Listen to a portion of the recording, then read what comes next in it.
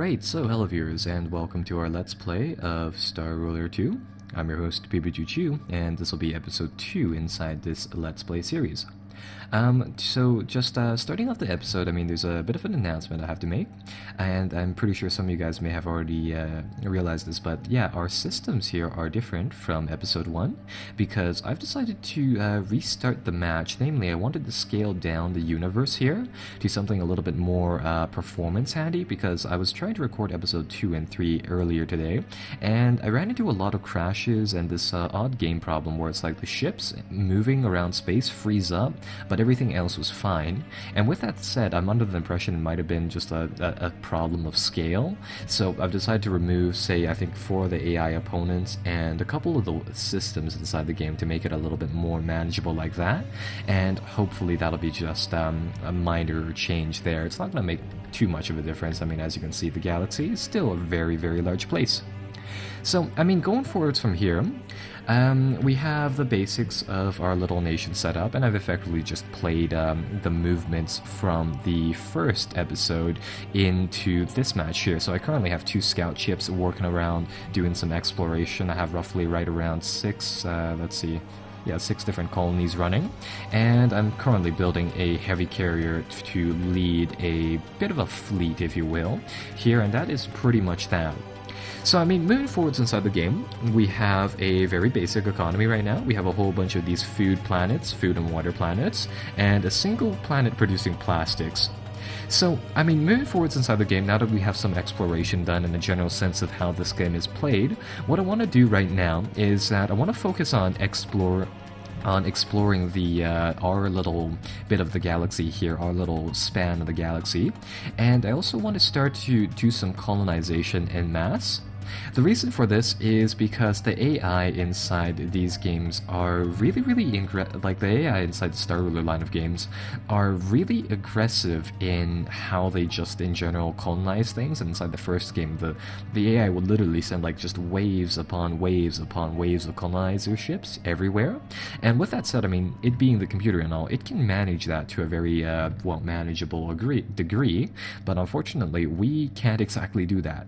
So inside the second game here, they didn't necessarily change the AI's strength and the fact that it can colonize very well, but it gives us the tools to do the same thing very easily here. So the idea of here behind the colonization, to me at least, is that we need to colonize planets which generate some of these strategic resources, such as this local asteroid field, and some of the other ones over here, the FTL crystals and the cornium over here. These planets are, I'd say, kind of special in that I'm going to call these planets Tier 2s, Tier 3s, and Tier 1s later on. And as we saw inside the first episode, these planets with these special resources require a planet to be leveled up respectively to their tier before they produce what they're supposed to be producing.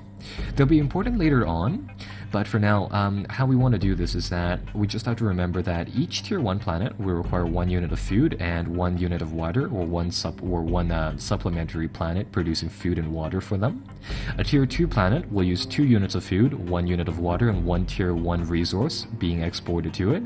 And yeah, it's really just a daisy chain of these things. Usually you only find up to Tier 2s. So with that said, what we have to do here, or what we should be doing here, is that we want to find a few Tier 1 planets, connect them to the Tier 2 planets, and in such, we want to connect those Tier 2 planets to the Tier 3 planet. And the general reason as to why we're doing that is to build up a big economy, to use our planets here wisely to build up some of the more valuable planets. And the reason why we want to keep leveling up these planets is that as soon as you get a level 4 planet, which requires, I believe, somewhere right around 4 Tier 2 resources, and I think 6 Tier 1 resources to be funneled into it, you can then build a wonder, which is effectively something that gives you a global bonus amongst other great benefits for having one of those super high tiered up planets there. So with that said, this episode will be a little bit more focused on, say, the economic portions of the game here, but that is, of course, without unjust reason, seeing as how the AI will be, of course, really pressing in their campaign to do this exact measure as well here. So as this progress just sort of does its own thing here, and moves its way around. We can take a look at some of the specialities of these resources and learn a little bit more about how these resources play into one another.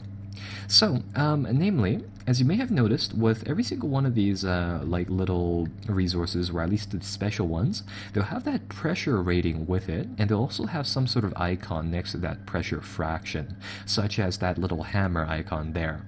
What this means is that planets here, depending on their level and depending on their population, can maintain a different level of these little factories amongst other buildings on the surface. So as you see here, I mean, we have a whole bunch of cities here and some industry and some enterprises being developed here. And what these little things are is that these are effectively little independent industries that produce a labor in this case, labor being the stuff that we use to construct ships. That is very, very handy.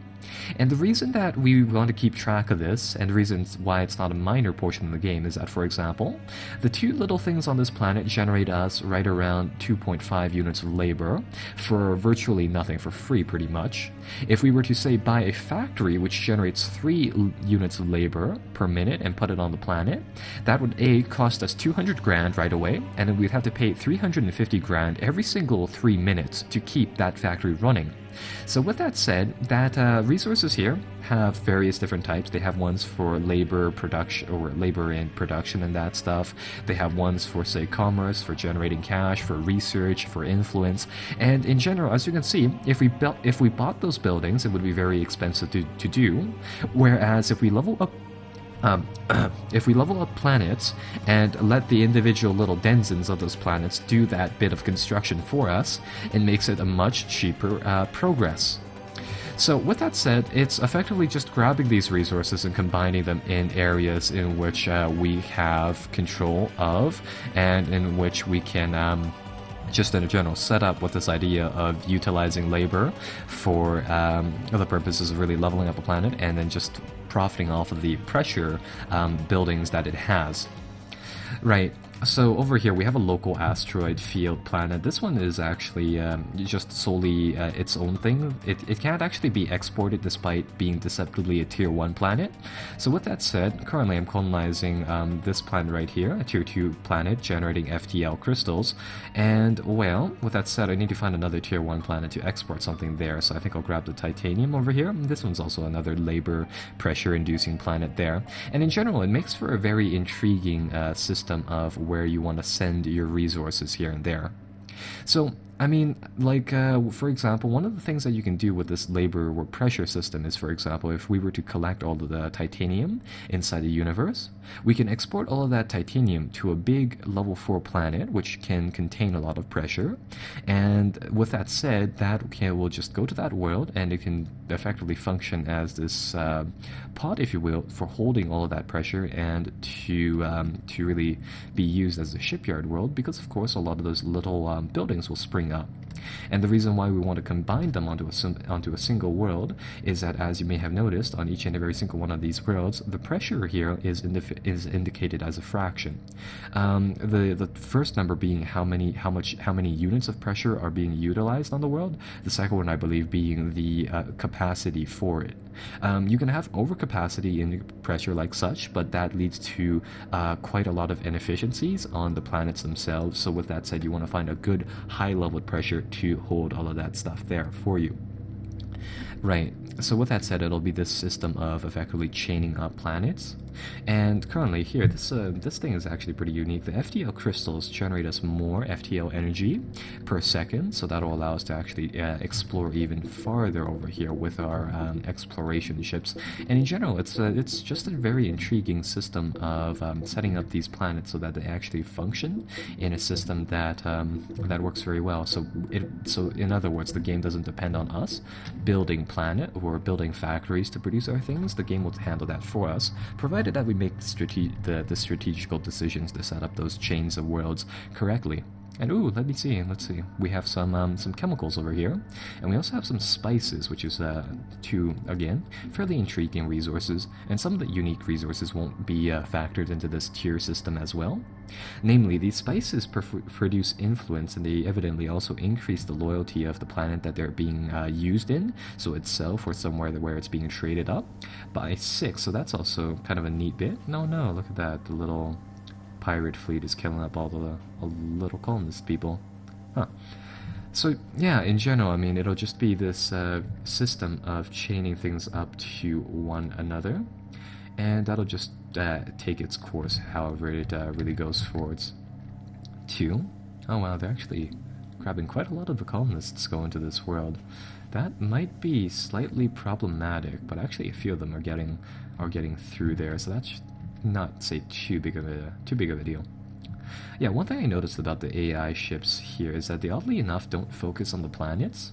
So with that said, I think we're fairly safe there, and I think we'll take this another direction and we'll colonize the plastics worlds over here. This is another one that brings us influence points here. So yeah, the game will just effectively revolve around this this system of building up these planets for now. And with that said, later on we want to combine a lot of that pressure to get these planets really rolling. So for example, over here on this world right here, Melvalo 2, currently it can hold up to 16 units of pressure. Currently it uses 4, namely the FTL crystals. They don't have anything, they're just sort of a resource that's harvested abstractedly, whereas opposed to the titanium over here, which is being used on this planet. How the pressure fractions on these little resources are displayed is that, in theory, this titanium can sustain 5 little buildings, 5 units of pressure, which translate to little buildings on the map of the planet here.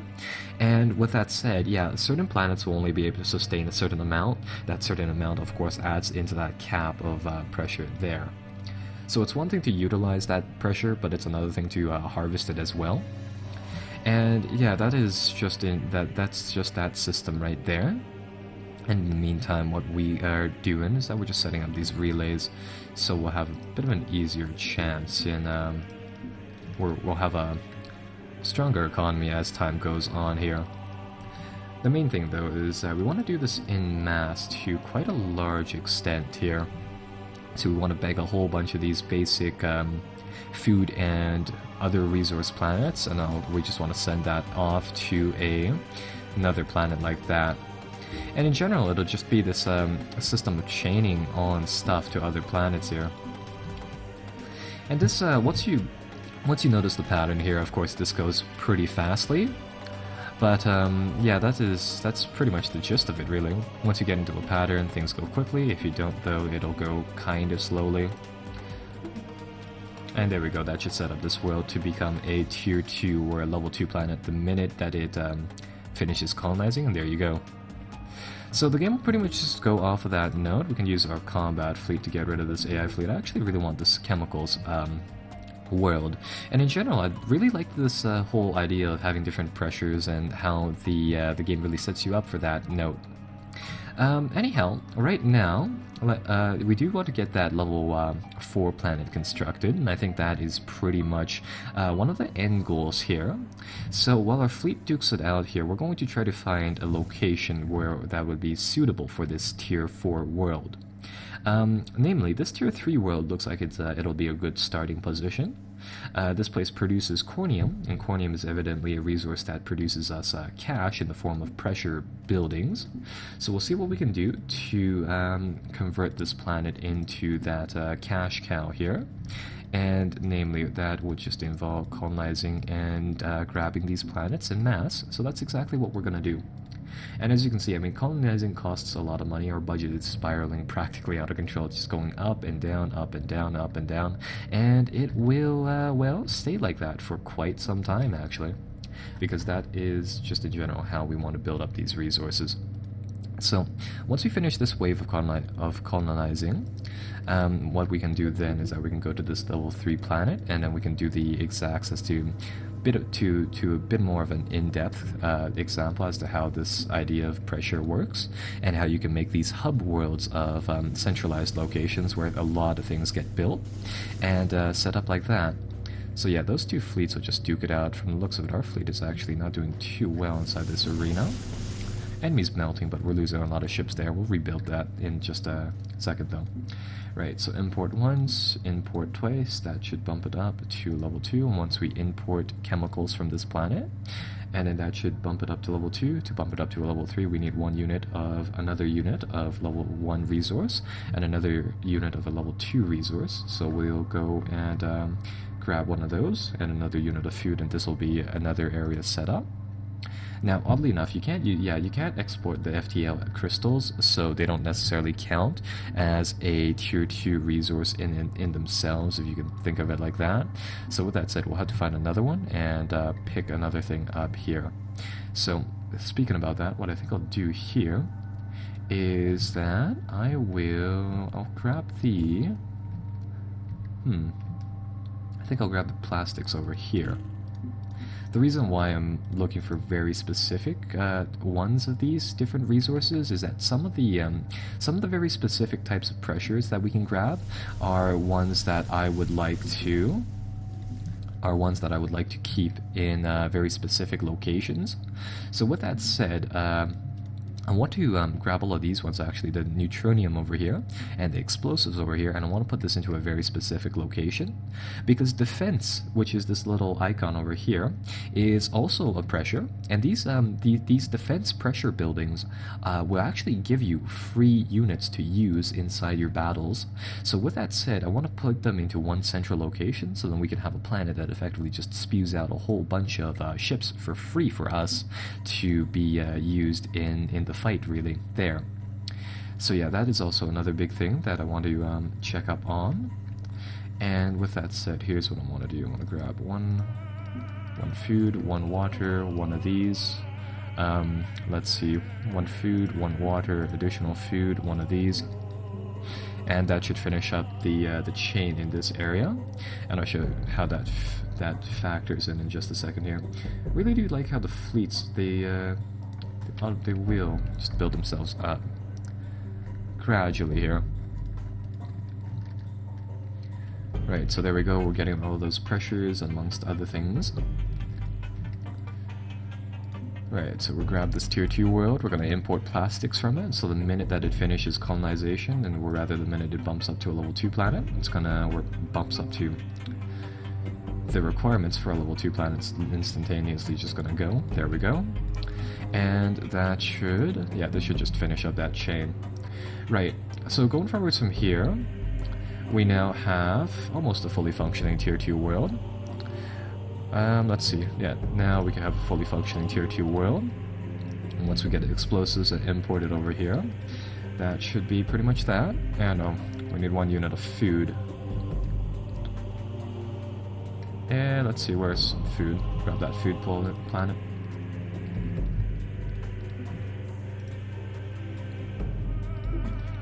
Right, so that should get things set up in regards to the colony things there.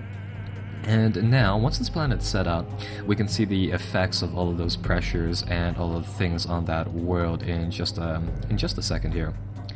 The main thing is just simply getting all of these different loops amongst things set up. Once you have those, it effectively just works for itself, really. Right, so come on, we need to import. There we go.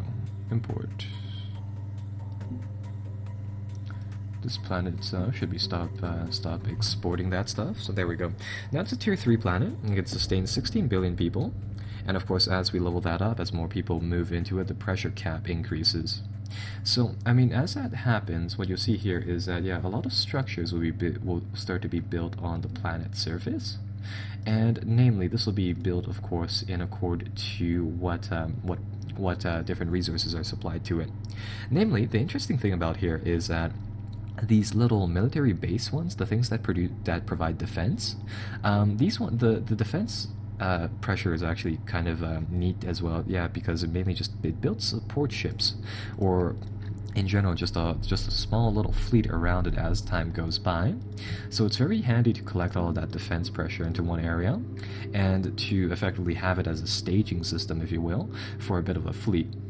Now, in particular to this level 3 planet, this planet's actually kind of small-ish, so we might want to find a different tier 3 planet to set up a larger production sort of chain to do, of course. Seeing as how every single one of these little pressure buildings will, of course, use one tile on the map here. And yeah, there will be a few limitations on that regards, but those are fairly easy things that we can get through. So yeah, that's just that. And there we go, we got another tier 1 resource. And in general, yeah, that'll be the flow of the colonization element there. Moving forwards to level 4, we need a few other resources, namely one more tier 1 resource and a whole ton of tier 2 resources. So it'll take some time to bring up a planet to that level 4 status, but in the end it should be fairly worth it in a regard there. Anyhow, yeah, I think today we've learned quite a bit about the economy inside the game, and we've also colonized a vast amount of space. And I guess on that note, I think we'll leave off for now, and when we return, we will hopefully pursue that tier 4 planet a little bit further. So I'll see you guys then, hopefully. Be sure to like and subscribe, as always, for those automated notifications for video releases. See you guys then.